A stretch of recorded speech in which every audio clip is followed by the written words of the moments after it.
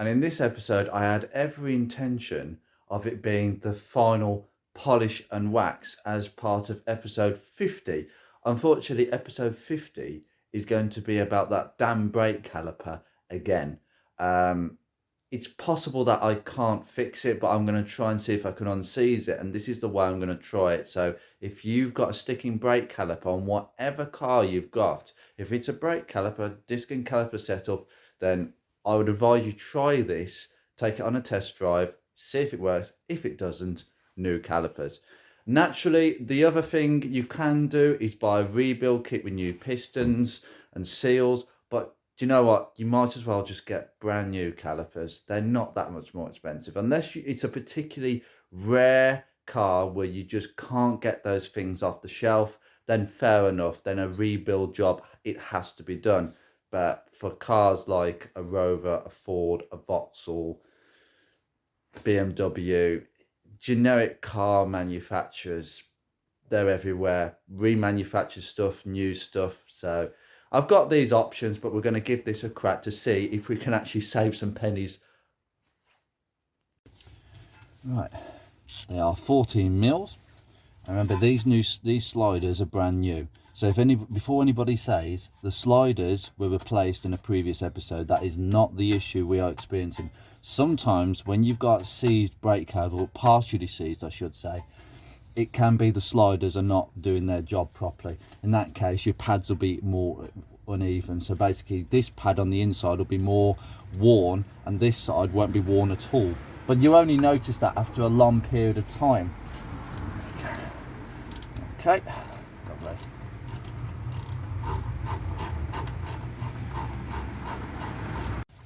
Just take the two bolts out, so I've got that one off. Take the top one out.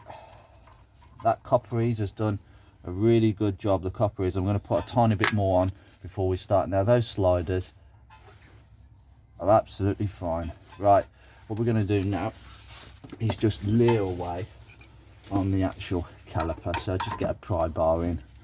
There we go. Should just come out. Lovely. Might need to come in from the bottom side.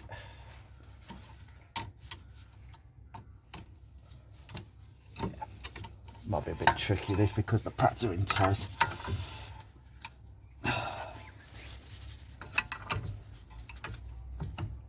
There we go. There we go. Off we come. Okie dokie. Right, let me just take that pad aside and take that pad aside. As I say, these pads, they look quite even. Yeah, both of them are quite even. I might just give them a bit of a clear before we put all this back on, but yeah, okay.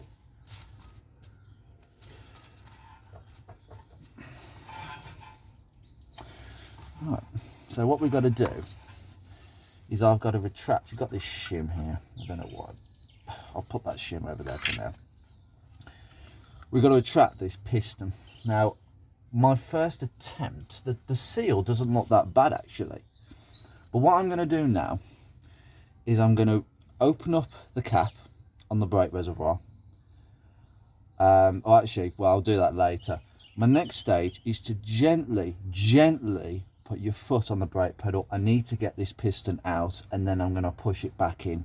Okay, I need to get this piston moving. Now, there could be a few ways of doing this. You could put some lubrication here, but this seal would probably pretty much stop most of it getting in. But I'll try that and see if I can unseize it that way.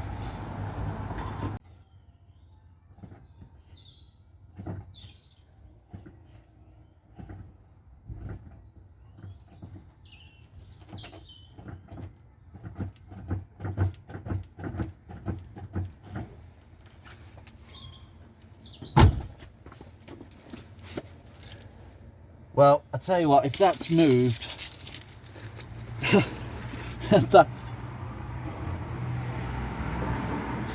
I think we can safely say that has not moved 1 little inch. I think we're going to be in for a complete rebuild job on these calipers. Oh dearie me. I think we can come to the conclusion that this piston is completely and utterly seized. It won't even move with the slightest hydraulic pressure. And to be honest with you, I didn't really think I stood a chance with this. So unfortunately, we are going to buy 2 new brake calipers. And no, you buy brake calipers, discs, pads, shock absorbers, springs in pairs. You buy them in pairs. It's stupid, because if one's gone, one will be very far behind. Unless one's been replaced on its own in the past by somebody, then that's fine. But I know that these brake calipers are the originals. They're the same age. There's no chance. There's just absolutely no chance. I mean, I tell you what, I'll take this back off. Hold on. Remember to do that. I didn't do that last time, but it's just nah. I think the piston has stepped out just a little bit. It has actually stepped out more than what it was before, so it has moved, but there is no way that is pushing that back in there. It's just, I think there's a potential possibility that if I manage to push it in somehow, I think it's just too stuck and rusted on its bore to actually work again properly. I'm just going to get some new calipers. So I'm going to cut back to when I've actually got some new calipers delivered in a few days' time. Just before we meet Andrew in a few days' time in the future, I think it's worth pointing out that this MOT extension to basically new cars will not be MOT for another 4 years, and I think there's a raft of other changes. I think that is the most shocking decision ever, don't you think? I mean, some of the state of some of the cars that go in for MOT tests and nothing like this, and this should have had some advisories, but it just shows like the discrepancy between different MOT testers as well. For instance, the last MOT that this car had, it passed, but it passed with some advisories: cracking on the CV boots, deteriorated train arm bushes, and the rear coil springs were corroded. Hey, you've seen them coil springs. The passenger side one is the worst one, and it's got more pitting than the rest, but even that looks 10 times better than any other spring I've seen on especially Fords. They're nowhere near advisories. It just goes to show different viewpoints. And if you think that MOT tester gave that an advisory, do you think he went over the top about the others? Well, arguably my garage said to me that the CV boots, there's minor cracking, but it's not even, they didn't think it was worthy of an advisory. And the train arm bushes, they look a little bit tired, but they couldn't get any movement out of them, so again, no advisories. They didn't deem it worthy of that, but other garages would have. Now with the braking test, now I am a bit surprised that this passed the MOT. I was really surprised, particularly about that brake, because surely if you've got a passenger side caliper that's working freely, and or more freely than this side, and then you've got this side, the driver's side, which is binding, that would show as an imbalance. Now it depends whether that imbalance was just about enough for it to pass the roller braking test. Interesting, really interesting. So, but it's going to get done, and they were pretty impressed by the rest of the car. They said it's one of the mintest Rovers they've seen in a long time. So I'll take that with great credit, because it is. And I'll tell you something else.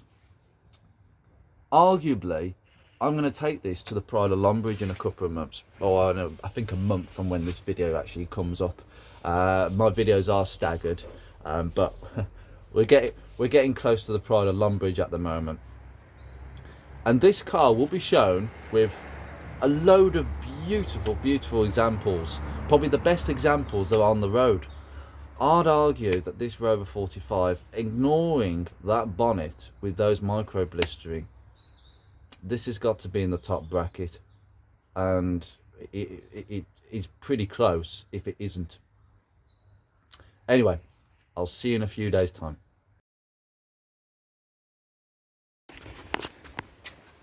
Right, you join me 3 days later on a quiet Saturday morning, and we have 2 of these brand new aftermarket brake calipers. I'm not bothered about genuine. I can't afford the genuine stuff, quite frankly. And quite frankly, the aftermarket ones, from what a lot of members have said, are absolutely fine. Perfect. It comes with a copper washer at the bottom. Right, so first things first, I've just hooked this back up overnight, because obviously I had to leave this for the last few days. So just take the nuts back out. Okay, don't lose anything. There we go. Now, first point, just take them slider bolts back out, and then just sort of hook that back off. Well, what I'm going to do next is I'm going to get this clamp tool and just clamp that hose, because when I take this bolt out, it's going to fall off. When I take the bolt out, brake fluid is going to go everywhere. Now at this stage, I would not recommend doing one thing. Do not take the cap off the reservoir, because that will allow gravity into the brake system, and therefore the brake fluid will come out far quicker. Don't do that. There is going to be an element of mess, so I'm probably going to use one of these boxes to actually catch the mess, of the drips of what is left in this pipe, and then we'll obviously bleed later on. Obviously the first step will be to turn the wheel, because that will really help you. I think a mistake a lot of people make to gain access to this is actually not turning the wheel towards you. Make it easy for yourself. So we've got to take this little banjo, I think it's a banjo bolt. It's a 14mm bolt, and I have slackened it off before. I'll just get the box underneath to catch any excess. I could have done with doing this attached to the actual thing. That was a rookie mistake for a start.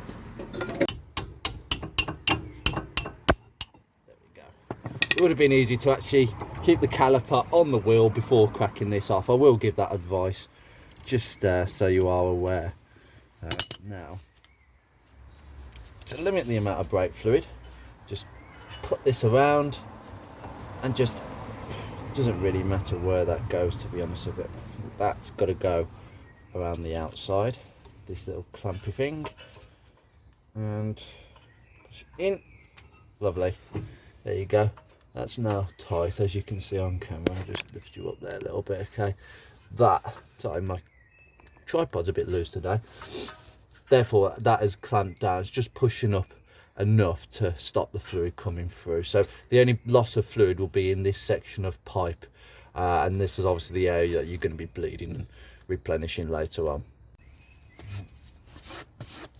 What I'd recommend, you take the hardware out. So take these clips out. They just pull down on the clip, and then obviously the bottom one, you just pull up. There you go. Saw that. Clean your hardware. Seriously, I mean, some of the kits come with these, some don't. Clean all around where they sit. Get rid of any excess brake fluid. Clean these, okay? Because this can cause a lot of issues when it comes to the pads not actually acting correctly on the discs. Clean up this area here, just in this groove, just to make sure the clip is sitting really nicely, because a breakup of of brake dust can actually cause significant issues. Look at that, it's come up nice, and just do the same up here. Just got that constantly dripping. I'm not even going to waste too much time with these. These are absolutely disgusting. I'm going to go in with a carb cleaner.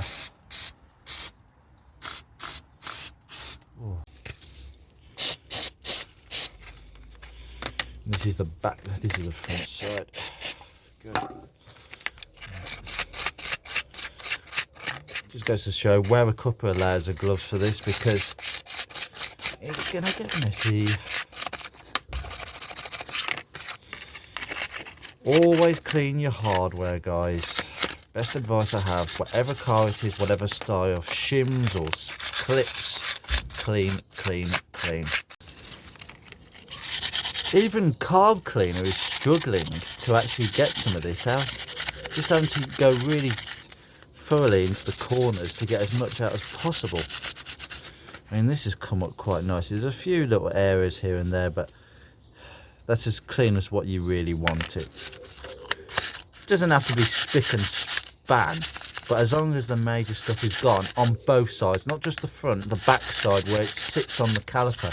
Because you imagine a build-up of dirt gets on this, it's not going to sit right, and that will possibly cause the brakes to, the brake pads to sort of judder a little bit. It's usually what happens. Not always, you can get away with it sometimes. You can see why the CV boots are in need of replacement sooner or later. I wouldn't say that's ridiculously bad, but I wouldn't say that's just minor. See, it's cracking on the second one in as well. But, I will have a look at that. I think I'll just do a bit of rust killing around the reluctor ring. I've known that these reluctor rings, these ABS reluctor rings, can actually crack to the point where the ABS goes AWOL. So something to be very aware of on these. I'm just going to give it a bit of a wire brush down in this area while the caliper's off. I have to say, I think my clamp tool isn't doing a very effective job.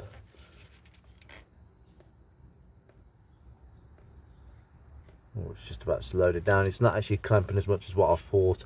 I've just gone over a bit of stone chip just on that area around the reluctor ring, just to make it look a little bit more nicer to look at, to be honest with you.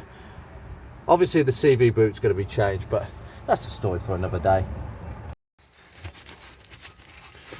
Just clear around all there. Brilliant. Right, that's all clean now.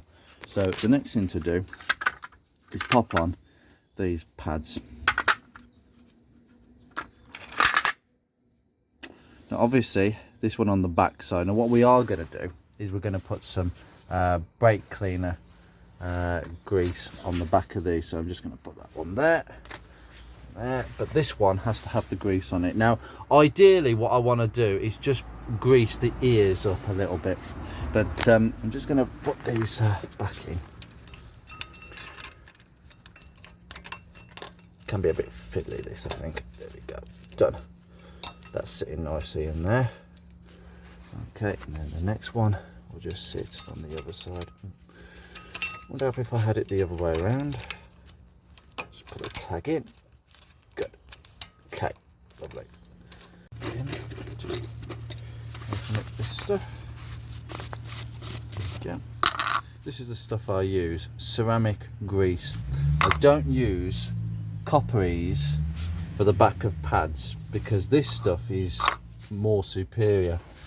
You don't get any of the mixed metal reactions that you get from copperies. Copperies is fine if you don't have anything, any access to anything else.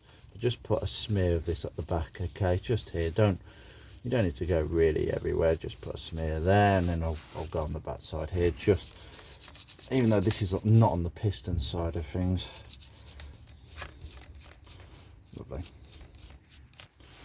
Now, just say, as I say, ceramic grease and brake pad protection.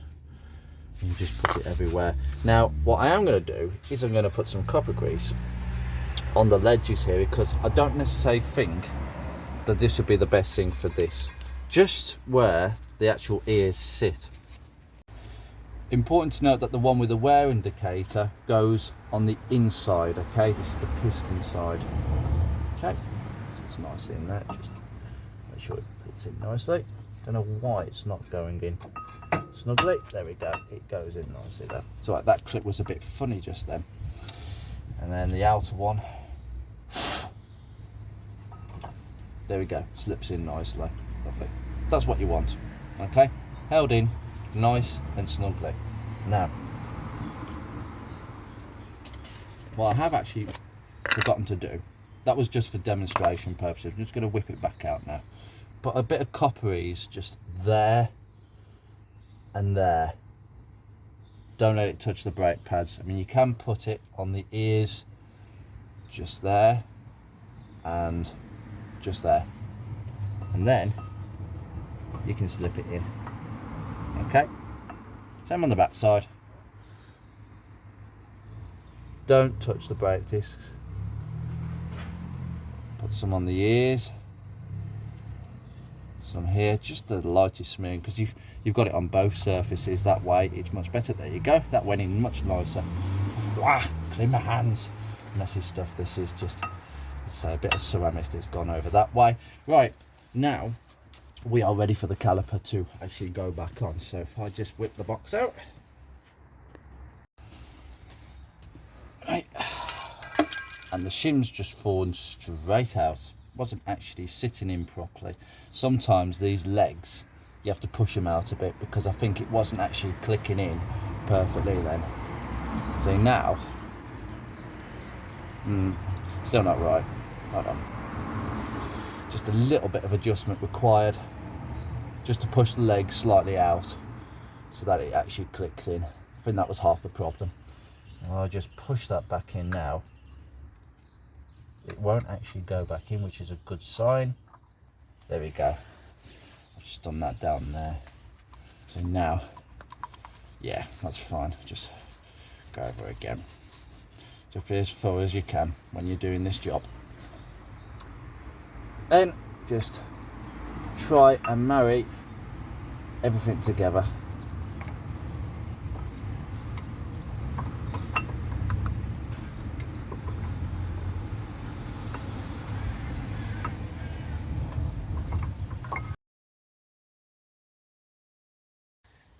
I'm afraid I'm going to have to stop this video because this caliper is going to have to be sent back, both of them.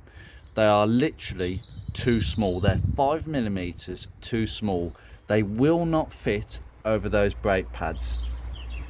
This is the sort of shoddy quality that I've become quite accustomed to with aftermarket parts. Now, to be honest, I could have bought genuine and just done away with the actual inconvenience of the possibility of not being able to fit a part or it's incorrect. The truth is, I can't really justify genuine ones when aftermarket ones can work perfectly fine. But unfortunately, all aftermarket manufacturers don't really follow each other's specifications. That is 5mm too short on the gap. That is dreadful, absolutely dreadful, and I'm really annoyed because I was hoping to get this car driving today on its full brakes. What I'm going to do today, I'm going to take the other side apart because the braking system's been disturbed anyway. I think I'm going to have to bleed all 4 brakes again because I think too much fluid has come out the system. That hose clamp didn't exactly restrict all of the fluid. But yep, these are going to have to go back and I'm going to get new ones. Absolutely shocking. I'll see you in about 3 or 4 days time.